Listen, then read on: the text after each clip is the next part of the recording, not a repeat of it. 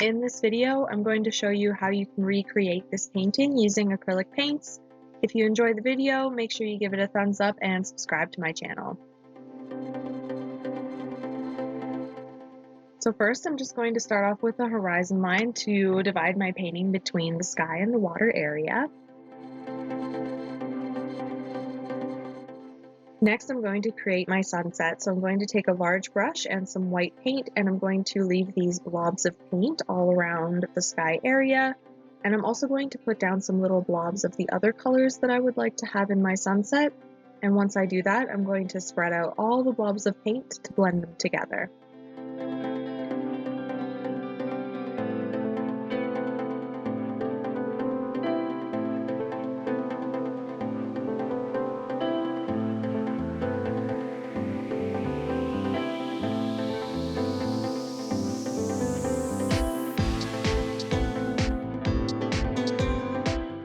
So I washed my brush and I picked up a little bit of yellow, and then I started smearing everything together.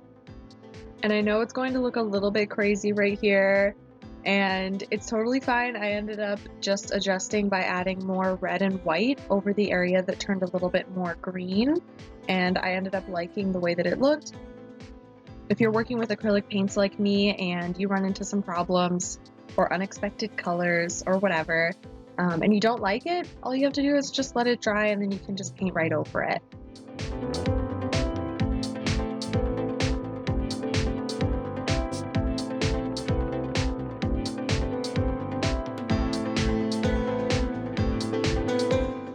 So while I was adjusting here, adding some more red and some more white, I just tried to do it while everything was completely wet still. But if it didn't go so well, that's when I would have let it dry completely and then painted over it to adjust it even more.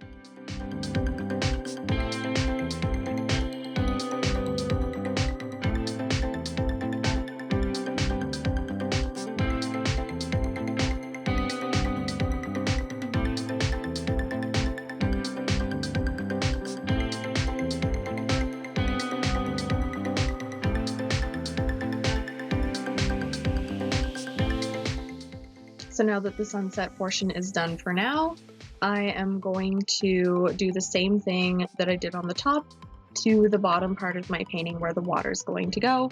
And because it's water, it's just going to mirror the sky, so I wanted to keep the reddish colors closer to the center and keep the bluey, purpley colors closer to the bottom.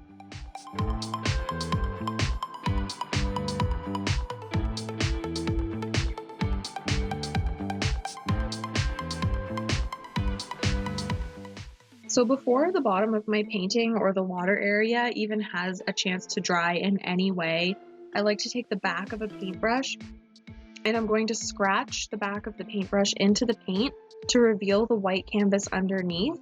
And I'm just going to do this all over the entire water area with lots of horizontal markings, and it's going to make the water area look like it has a rippling effect on it.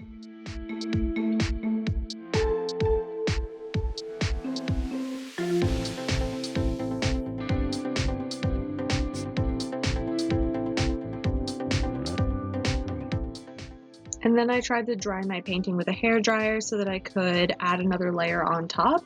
And I was going to adjust my sunset section, but then my painting wasn't completely dry yet. I didn't use the hairdryer long enough. So just after this short clip here, I'm going to grab the hairdryer again and actually make sure it's completely dry before I try to go on.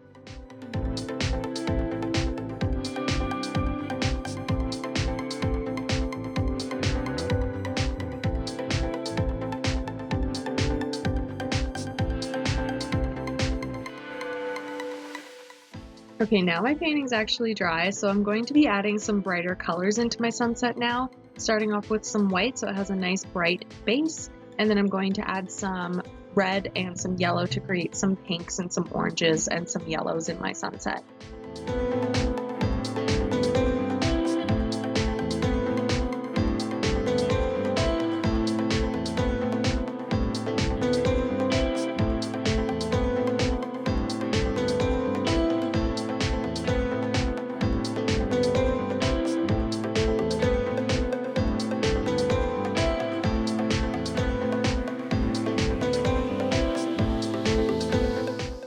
So I want the new paint that I've just added to blend in with the dry paint that it's on top of and what's surrounding it. So I'm going to wash my brush out and make sure that it's super clean but a little bit damp, and I'm going to use the dampness in the brush to blend this new paint in with its surrounding dry paint.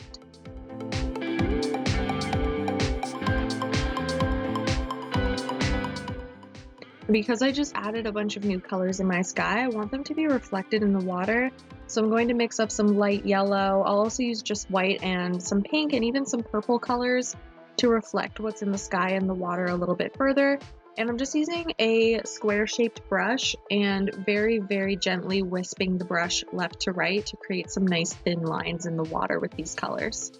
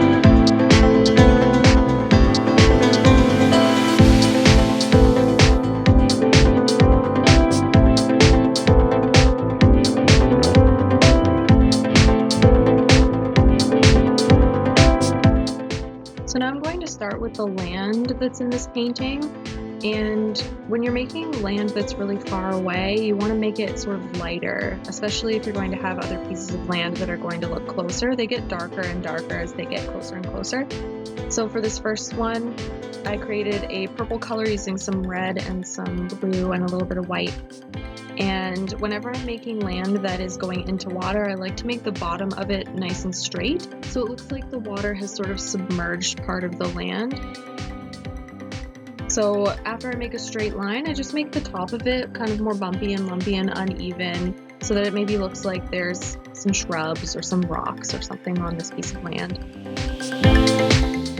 And whenever I make something that's in water, I also like to make sure that it is reflected in the water. So I'm going to use the same color or a lighter version of that color that I just made the land, and I'm going to do some little dashy markings underneath it so it looks like it's being reflected or like it's like mirrored in the water.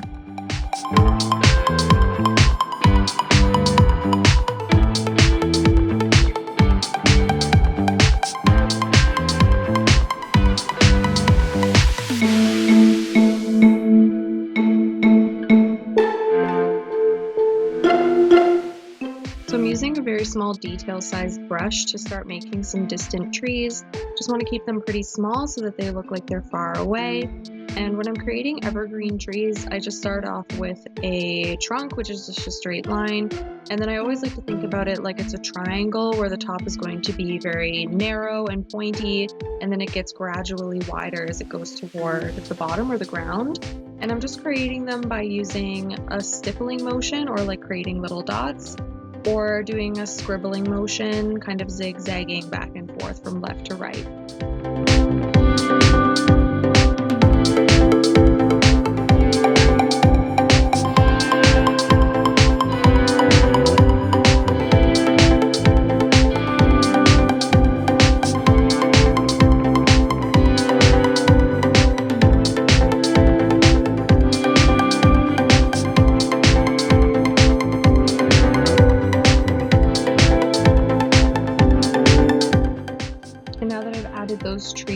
just using the same purple color, and I'm creating some dashes in my water below them so that it looks like the trees are being reflected off the surface of the water as well.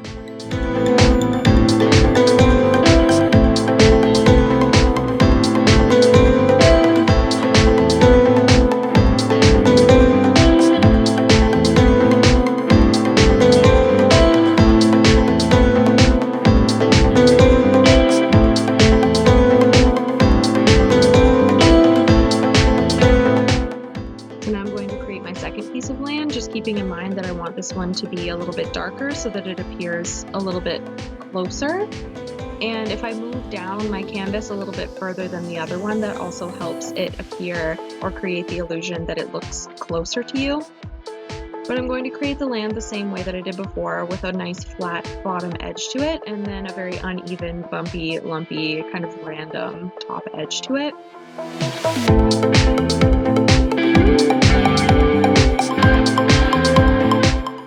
And then of course I also want that to look like it's being reflected in the water, so I'm going to do those same horizontal dash-like markings underneath the piece of land that I just created.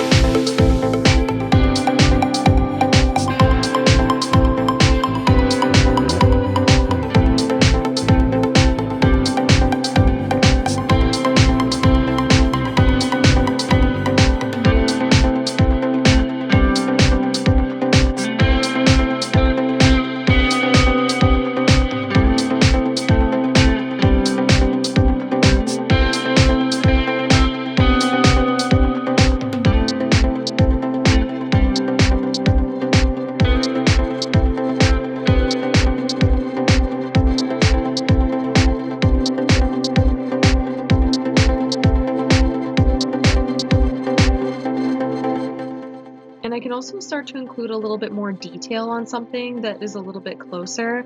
So I also added in some grass onto this piece of land using the same shade of purple. And to create grass, I just do these little upward flicking motions coming out of the ground and then going up toward the top of the canvas. So I can start to create some more trees now, and because these trees are going to look closer than the ones in the back, they can also get larger. So when I create my trunks, I just make them longer, and I still try to remember that I'm creating essentially just like a triangle made of like taps or little scribbles with my brush. So I try to make the top nice and narrow and pointy, and then get gradually and slowly wider toward the bottom. With these ones, I started off with a small detail brush at the top, making those dots and scribbles, and then I switched to a slightly larger brush, and I'm just tapping it down as I zigzag back and forth over the trunk to get wider toward the ground. And then I just wanted those trees to look like they're reflected in the water too, so just using the same shade of purple, I created more of those dashes in the water leading away from the trees that I just added.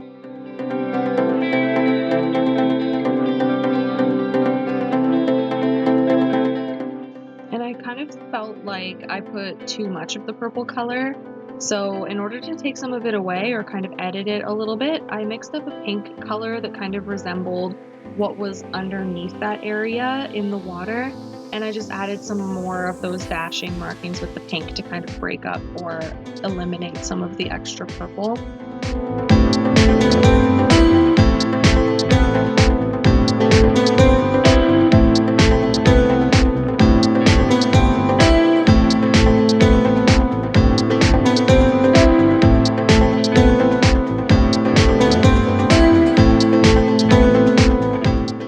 So now I'm going to work on the dock in this painting, and because it's closer, I just want to go even darker with my colors. So in my blue and red mixture, I added a little bit of brown and also some black, so it's like a very dark purple.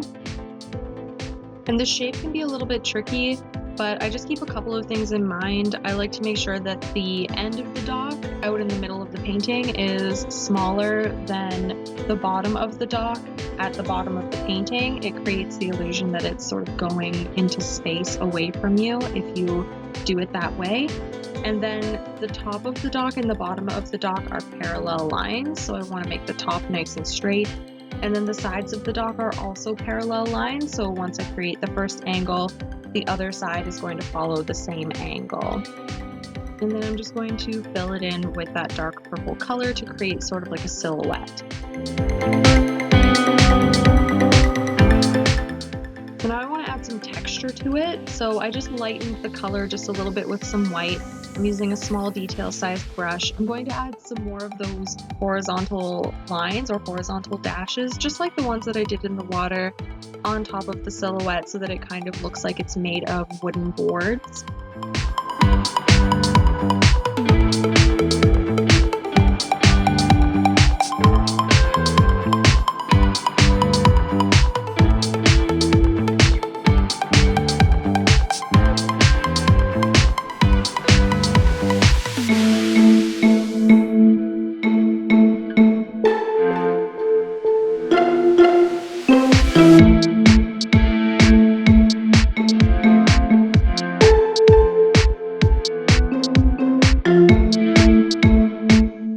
So now I'm going to add some holes that will make it look like the dock is sort of floating above the water, or it's supported and it's actually not touching the water's surface.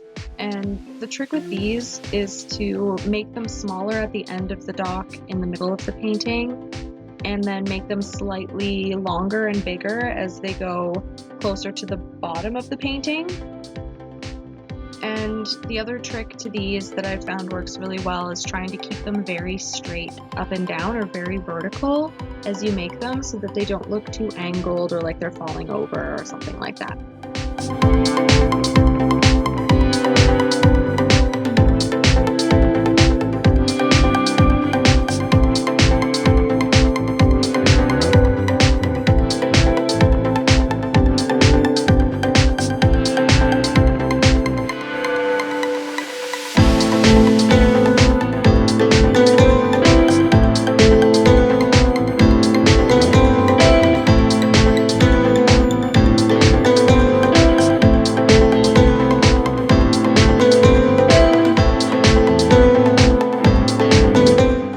So once I have those on there, I like to give them some highlights to make them appear more 3D, and also so that they pop off the painting a little bit more. So just using those lighter colors of that dock color, and I'm going down the side closest to the sun as well as the top.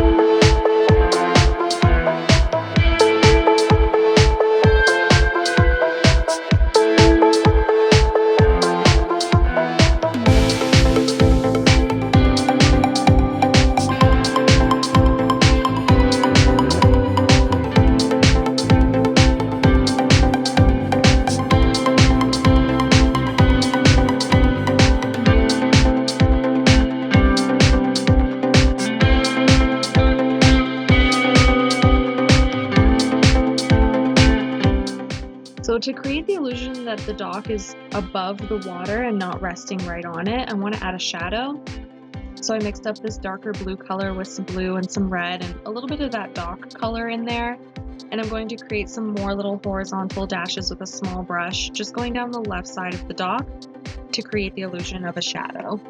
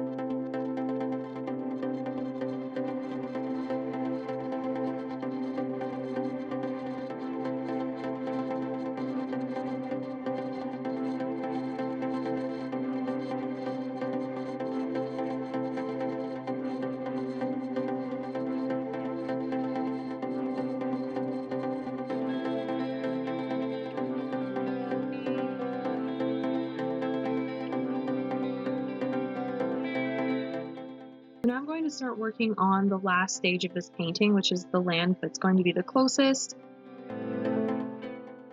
So I'm going to mix up some really dark purple. Basically, it's just black almost at this point. But I mixed some blue and some red and some black together to get this really dark color. And I'm just focusing this land sort of on the bottom of my painting, but mostly on the left-hand side to balance out the dock that's on the right-hand side.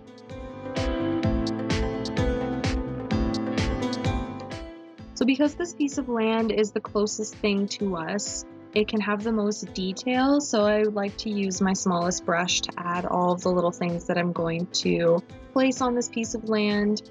And basically when I'm using a really small brush to give myself lots of really small details, I like to water down my paint a little bit so that it flows a little bit more easily off of the brush.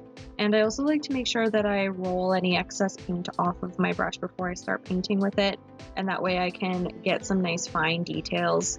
I also press really lightly while I'm painting so that my brush doesn't kind of squish down and get too big as well. So I started off by adding in some more grass using that watered down paint and really light pressure. And then I also went in and started making some longer blades of grass, and there's really no difference. I just really went a lot slower creating these longer ones so that I was a little more careful with how thick they might end up being.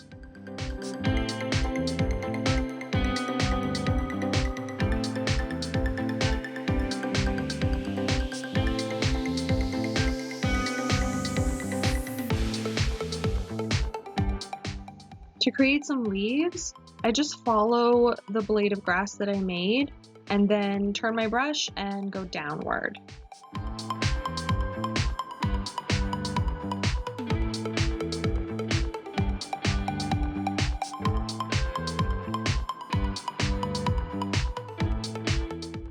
To create the cattail, I'm just using a stippling effect, or I'm sort of tapping the brush down close to the top or the end of one of those longer blades, which has now turned into a stalk for the cattail.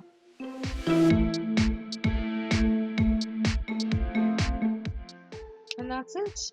I hope you enjoyed following along with this painting, and if you did make a version of your own, I would love to see it. You can send me a photo over on Instagram, it's linked down below. Leave me a comment and let me know what you would like to learn how to paint, and I can make a video of it. I really hope you enjoyed it. Please subscribe to my channel, and I hope to see you next time.